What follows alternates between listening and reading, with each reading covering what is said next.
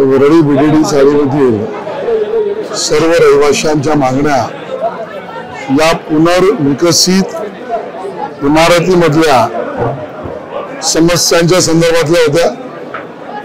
पिण्याच्या पाण्याची पुरेशी सोय, आमच्या असलेल्या खिडक्यांना संरक्षक अशा पद्धतीची व्यवस्था,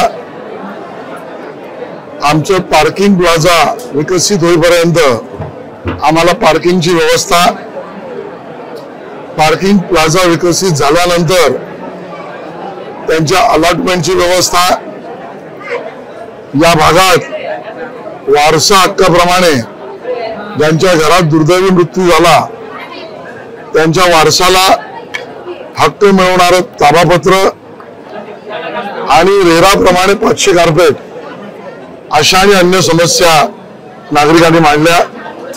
मी स्वतः म्हाडाचे अधिकारी बोरीकर, महापालिकेचे अधिकारी, पीडब्ल्यूडीचे अधिकारी, पोलीस अधिकारी आम्ही सगळेच या ठिकाणी व्हिजिटला आलो।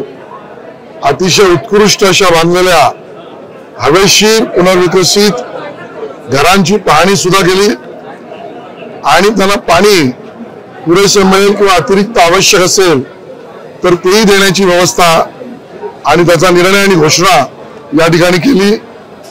समोर असलेल्या पुनर्विकसित इमारतीच्या 2 मोडकळीस आलेल्या जुन्या इमारती या जमीनदोस्त करून तात्पुरता पार्किंगची व्यवस्था केली जाईल।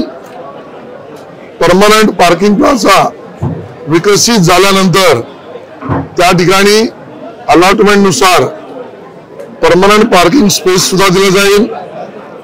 सर्व नागरिकांना प्रॉपर्टी टॅक्स लागूच नये म्हणून महापालिकेच्या धोरणानुसार रेरा 500 हाच निर्णय एक्झिक्यूट केला जाईल आणि बरोबरीने उत्तम फायरची व्यवस्था, दुर्घटना होऊच नये पण झाली तर त्याचा पूर्ण बंदोबस्त, या सगळ्याचा निर्णय, निर्देश आणि घोषणा या ठिकाणी केल्यात। हे काम परिपूर्ण होईपर्यंत सरकारच्या वतीने आम्ही नागरिकांची सेवा करू।